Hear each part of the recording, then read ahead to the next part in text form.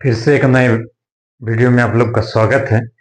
पिछला क्लास में हम लोग डिस्कस कर रहे थे कि 5 का मल्टीपल जब रहता है तो प्रोडक्ट करने के बाद कितने जीरोज आते हैं। आज हम लोग देखेंगे 10 का मल्टीपल अगर करते हैं तो वो सीरीज देखिए। 10 का मल्टीपल है 10, 20, 30 अप टू कहाँ तक है मल्टीपल में 600 तक। तो इसको अगर प्रोडक्ट करेंगे तो प्रोडक्ट जो भी डिजिट आएगा तो उसका लास्ट में अंत में कितना जीरोज होंगे। तो देखिए उसका रूल थोड़ा अलग था, इसका रूल अलग है थोड़ी सी। तो रूल क्या है देखिए। हम लोग रूल देखेंगे। 10 का मल्टीपल हो रहा है ना, तो लास्ट डिजिट तो लेना ही है। लास्ट डिजिट कितना है 600। 10 का मल्टीपल चल रहा है तो 10 से हम लोग डिवाइड करेंगे। उसमें 5 का मल्टीपल चल रहा था तो 5 से डिवाइड किए थे, इसमें 10 से डिवाइड करेंगे। जो भी भागफल आएगा कोशिएंट तो कितना आएगा 60 आ जाएगा।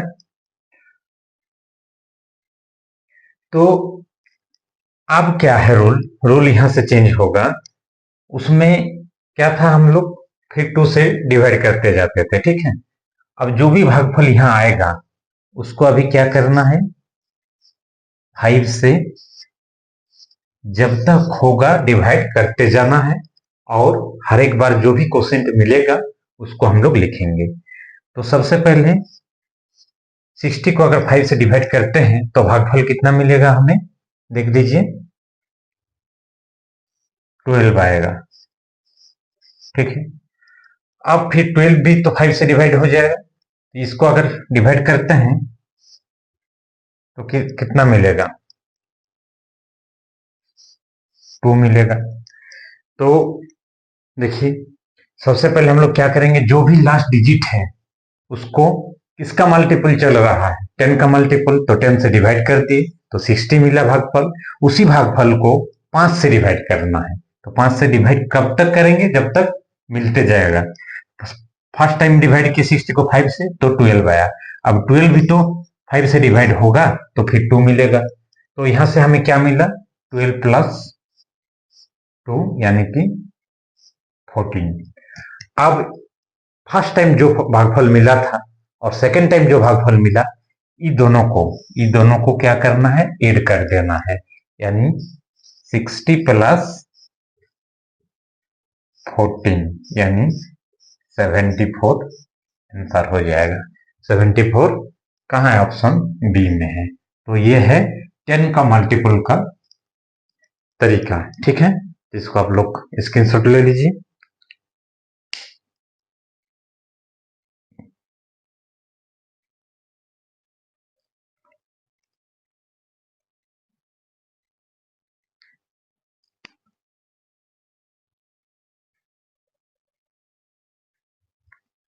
तो देखिए एक सवाल ऐसा है कि 40 इंटू 48 इंटू 50 इंटू 250 को गुना करने पर कितने शून्य प्राप्त होंगे अंत में, मतलब जो भी डिजिट आएगा उसका लास्ट में। हम लोग जो भी अभी तक देख रहे हैं कि गुना करने के बाद लास्ट में डिजिट, बीच का जीरो का बात नहीं हो रहा, लास्ट में कितने जीरो होंगे इसी की बात हो रही है।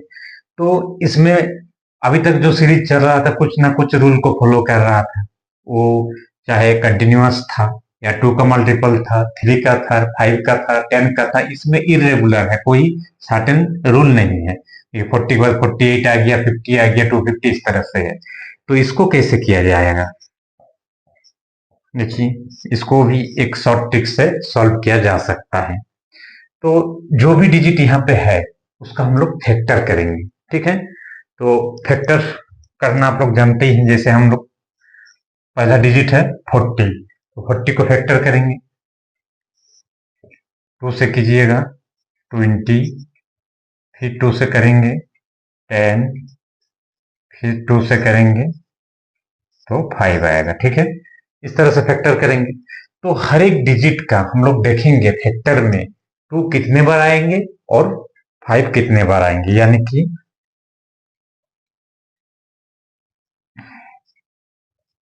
फैक्टर में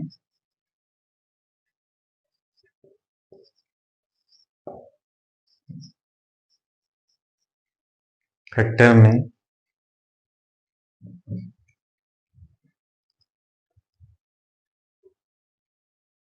टू की संख्या, दो की संख्या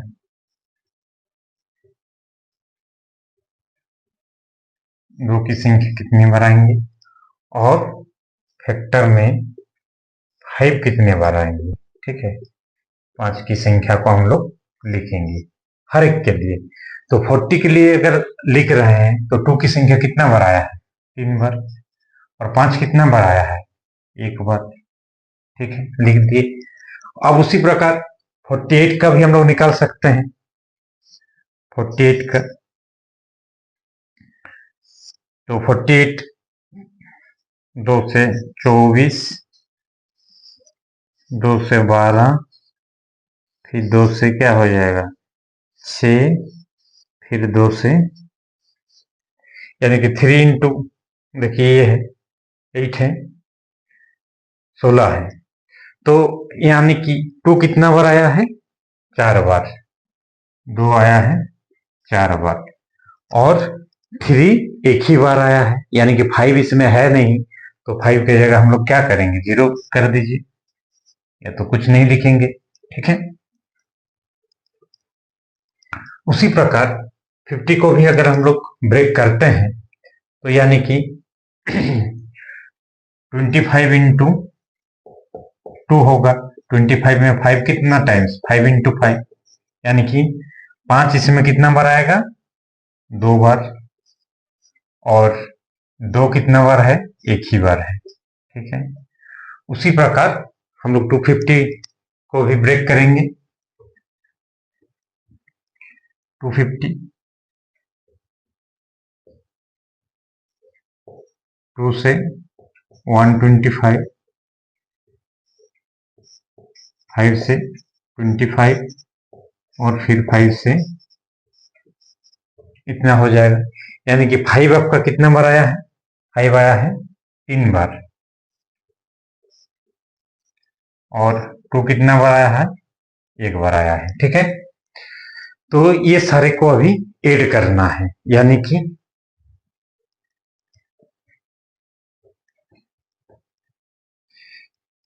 यानी कि 2 की संख्या 2 कितनी बार आया, 7 2 9 बार, 9 बार 2 आया है। 5 कितने बार आया,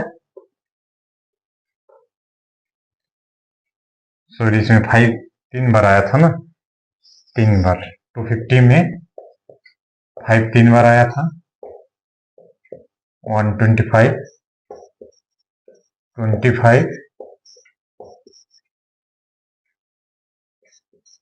5 3 टाइम्स आया था, तो टोटल कितना हो गया, 5 कितने टाइम्स, 6 टाइम। ठीक है, तो अब रूल ये है, एक बार फिर दोहरा देता हूं, जो भी डिजिट रहेगा जब इरेगुलर इस टाइप का है तो हम लोग जीरोज की काउंट कर रहे हैं, तो 2 का फैक्टर निकालेंगे, और 5 कितना टाइम उसका फैक्टर में आएगा, फैक्टर में 2 कितने बार आएगा, 2 का नंबर, और वो फैक्टर में 5 कितने टाइम्स आएगा, इसकी संख्या हम लोग निकाल लेंगे। तो वो काफी आसान है निकालना, हम लोग फिर उसको ऐड करेंगे कि 2 कितना बार आया और 5 कितना बार आया, जो भी छोटा होगा। यहाँ पे 9 और 6 में छोटा 6, तो 6, यानी कि ऑप्शन सी यही आंसर हो जाएगा। वो इसलिए भी हो रहा है क्योंकि अगर हम लोग 2 इंटू 5 करते हैं तो 10 आएगा, यानी कि 1 0 हमें मिल रहा है यहाँ से।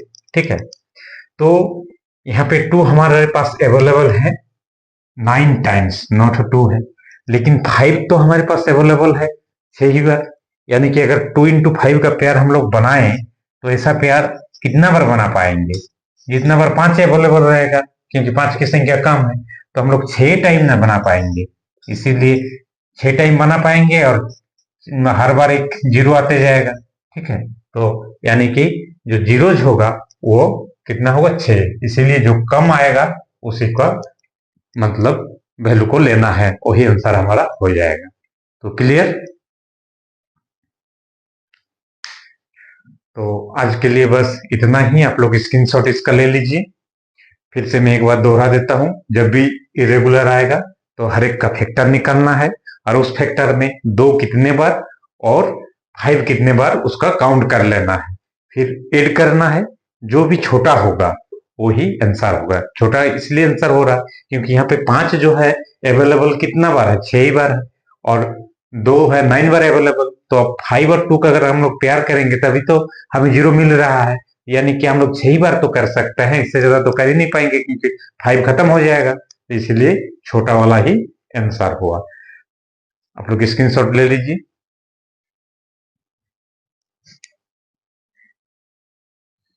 आई थिंक सभी को क्लियर है। तो ऐसे ही और कुछ नए नए हम लोग शॉर्ट टिप्स सीखेंगे। तो मेरा वीडियो अगर आप लोग को पसंद आए तो लाइक कीजिए, शेयर कीजिए और सब्सक्राइब जरूर कीजिए।